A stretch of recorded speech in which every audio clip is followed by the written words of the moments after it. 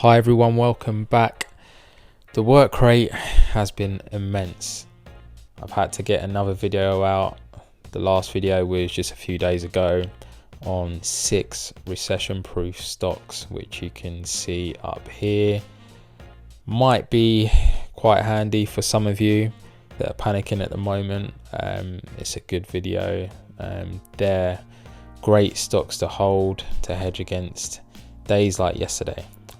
But today we're going to get into quite a few things, run through the portfolio, see what's happened in the market, and just a few different views on things. So let's get to it. So here we can see the S&P 500 heat map for yesterday. A lot of red here, and when things like this happen, you know, it can be quite difficult for people to keep their composure. For example, being on social media at times like yesterday can be quite a dangerous place to be. So here's an example, just a few tweets that you see thrown around and plastered all over social media. So the most important thing is keeping composed and not getting drawn into the hype, because otherwise you could end up selling out of good positions in some companies.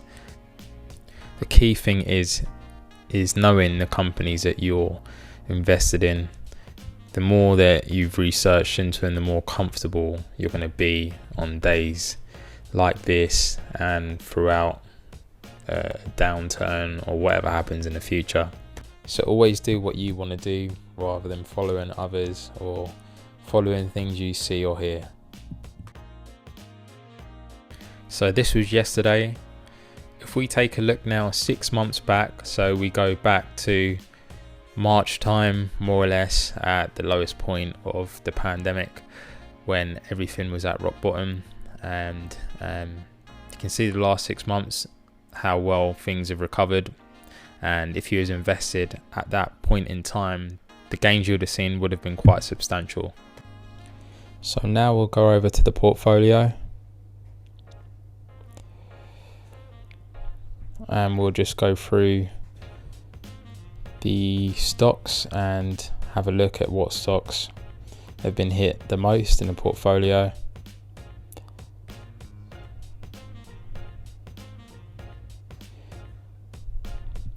So as you can see, it's a bit of a mixture here.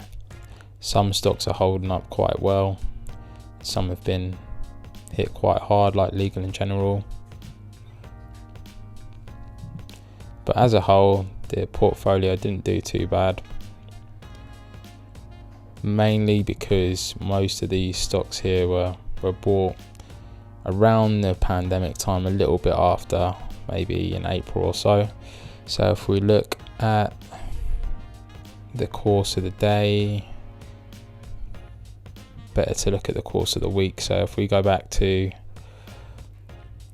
last week, we were at 9.12% at the height of last week, and obviously been trending down flat over the weekend, and then yesterday a sharp drop here, and you can see now we're down to 4%, so more or less half. So what we'll look at now is one of the worst hit stocks in the portfolio, which we've got Legal & General here. So you can see now they're at where are we at? We're at £1.78. So if we track it back, and also guys, hit that like button, subscribe, and get in the comments as well. Let me know how your portfolio is holding up. It's been good to speak to quite a few of you now across different platforms. So yeah, always nice to hear from you all. But yeah, hit that subscribe button. It means a lot. It helps the channel grow and helps us get out to more and more people. So if we track it back to the last time it was around that price, then you know we're going back to the height of the pandemic in March to get a better price Or then if we go back and run it all the way back to 2016 is the next time you're getting it at that value. So 4 years ago, and prior to that we're going back to 2013, 2012. So it shows how important it is to get in at the stock when things like this happen, if you believe in the stock, that is, if you have done your research and trust the stock. I'm a fan of Legal in General, so I will be averaging in more. Hopefully it stays down in time for me to get more shares in them. If we go to have a look at a few others, Johnson & Johnson, you know that they're a very strong stock. They dropped a bit, nothing crazy, but there's opportunities across the board. What you should really be doing is looking at the stocks that are in the red. If you believe in that company, you've got Pepsi here, then it's a perfect opportunity to get in and average your cost basis down. So with these kind of stocks, there's not many opportunities to get in, as you can see here, other than at the height of the pandemic, which you could have got in at 104.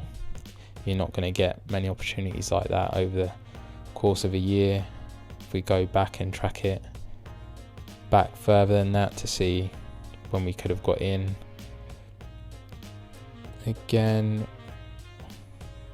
if you run it back, sometimes you're waiting for a year or two to get in, at the height of the pandemic. At this value, of course, I mean, it's great getting in on downturns, but if you're holding it long term wise, then it doesn't matter as much. The last time it dropped to the same value as it was in March, we're going back 3 or 4 years ago. So just goes to show,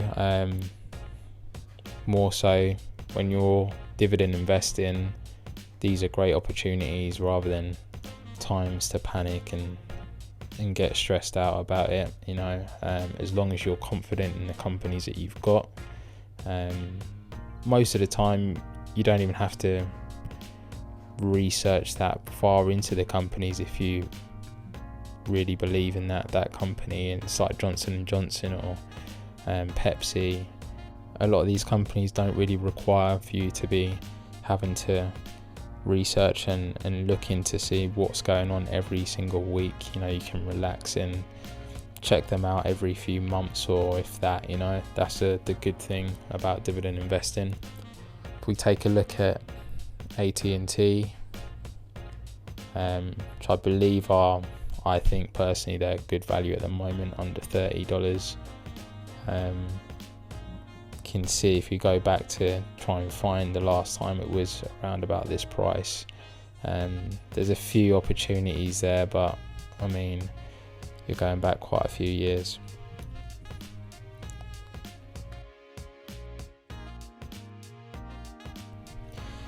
And just remember, the real progress that you're going to make with your portfolio is going to be when you buy in real downturns, than when you're jumping on a wave of a hype of the stock market on a bull run. These are the times where your portfolio will really make serious gains if you can invest in downturns. One thing to remember is that with mainly a dividend portfolio, you're not going to see any crazy gains like how you would with certain growth stocks like Tesla, for example. But in downturns, you're not going to be affected as much, and hopefully, your portfolio should hold out a little bit better. So what obviously we look at more so is the dividend income. So this is so far the dividend income for September, and it's just to remind you, obviously that's the focus, and you can still see a stream of income coming in even though you have red days the market goes down, you know, as long as you're still getting your income, that's the main thing. So another thing to remember with dividend stocks obviously is that when the share price goes down, the yield goes up. So if we take a look here over at Leggett & Platt, we can see obviously as their price goes down, the yield goes up, which so you can see in March here, you could have got a 7% yield on a great company, and they're the type of things to look out for and to remember. Always remember, the longer you are invested into the market, into your portfolio, when things like this happen, the market turns, the less stressed out you're going to be, because you're going to see your portfolio go down. More than likely you'll still probably be in the green, to be honest.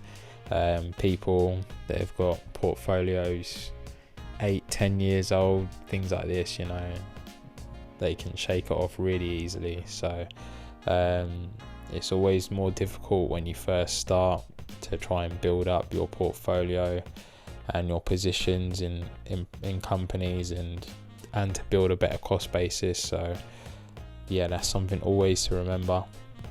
So we'll leave it there today, guys. Please like, comment, subscribe, and I will see you next time.